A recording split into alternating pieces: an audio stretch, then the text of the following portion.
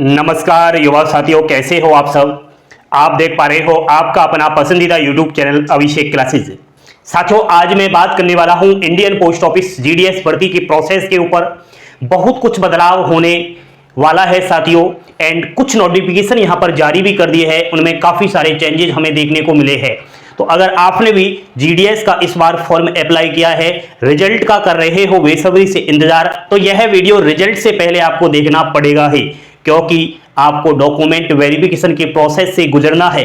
आखिर कैसे होगा डॉक्यूमेंट वेरिफिकेशन, कौन कौन से डॉक्यूमेंट्स की रिक्वायर्ड है, आइए फर्स्ट डॉक्यूमेंट वेरिफिकेशन से लेकर के जॉइनिंग तक कौन कौन से कागज अभी तैयार करने हैं, बोर्ड पर ध्यान दीजिए। लाइक का बटन जरूर दबाना, और चैनल पर पहली बार विजिट कर रहे हो तो सभी मेरे भाई बहन चैनल को सब्सक्राइब भी अवश्य कर लेना।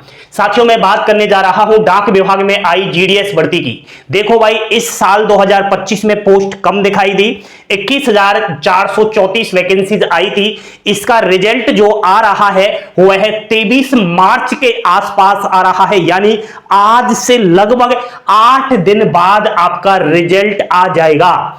8 दिन शेष बचे हुए हैं।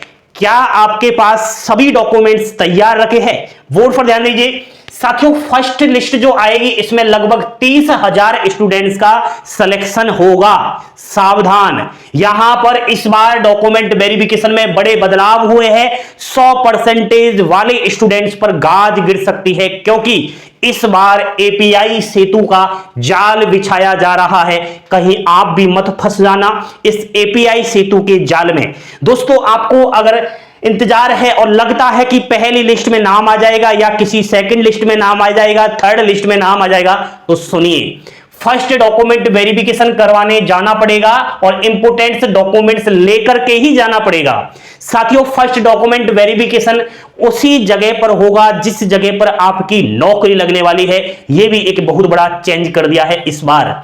आपको 10th की मार्कशीट, और किसी किसी राज्य के अभ्यर्थियों के पास 10th की मार्कशीट के अलावा सर्टिफिकेट भी होता है, प्रमाण पत्र भी होता है। तो आप लोगों को 10वीं की अंक तालिका और प्रमाण पत्र अभी रखना है।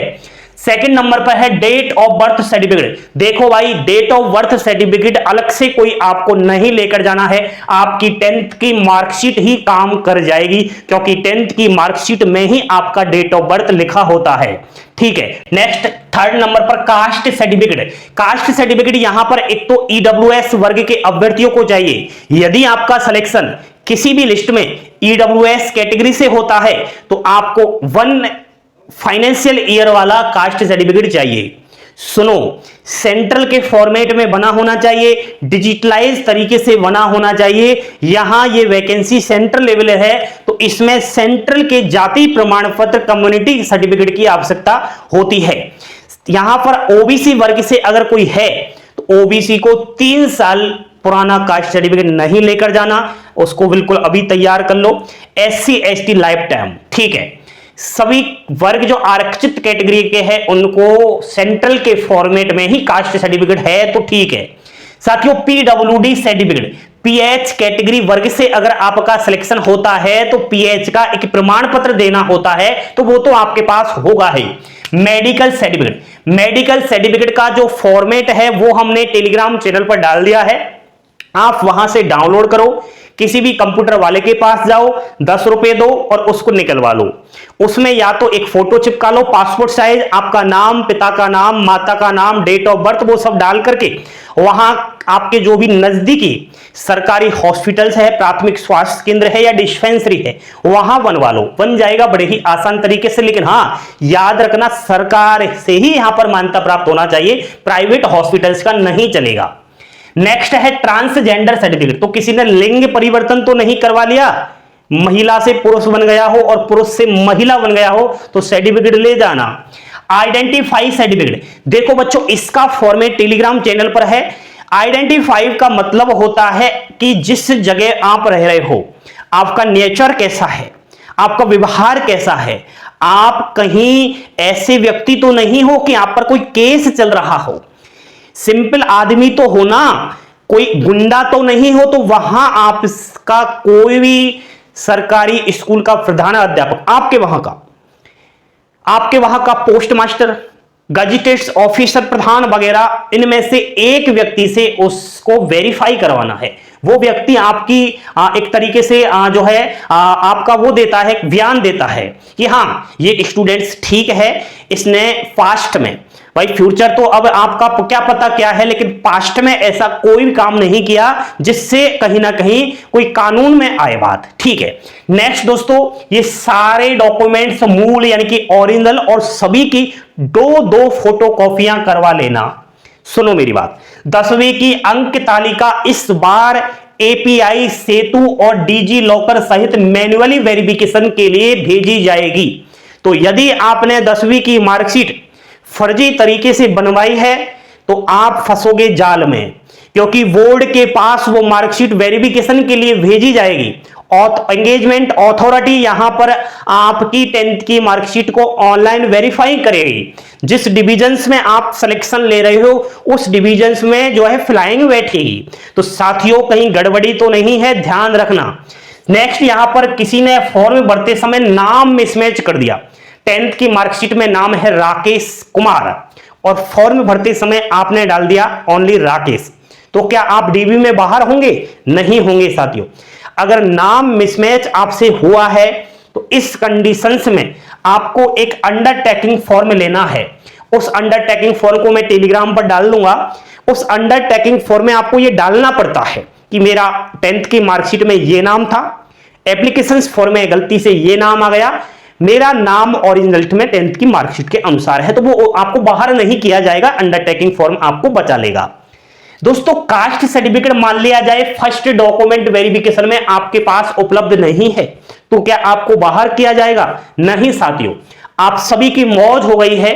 जब यहां पर ये बदलाव हुए तो उसमें यह भी बात रखी गई थी कि अभ्यर्थी यदि फर्स्ट डीबी के समय कास्ट सर्टिफिकेट नहीं लाता है तो उसको एक्स्ट्रा 15 दिन का समय दिया जाएगा और सेकंड डीबी हो उससे पहले पहले दोबारा जाकर के आपको अपना कास्ट सर्टिफिकेट वहां जमा करवा देना है, बच जाओगे।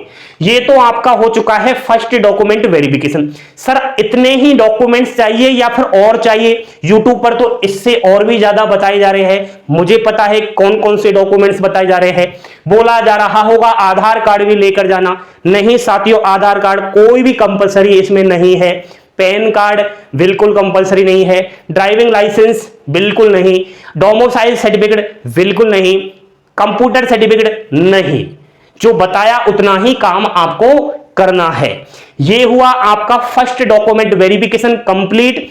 आपको एक जो है लेटर दे दिया जाएगा सक्सेसफुली का, ठीक है। अब कुछ ही समय बाद आपके मोबाइल पर एक मैसेज आएगा टकाटक से, और वो मैसेज बोलेगा कि भाई दोबारा आइए। तो घबराना नहीं कि कहीं चक्कर खा जाओ कि दोबारा मुझे क्यों बुलाया जा रहा है। दोबारा आपको सेकंड डीबी के लिए बुलाया जा रहा है, उसी जगह पर जिस जगह पर आप ज्वाइनिंग लोगे।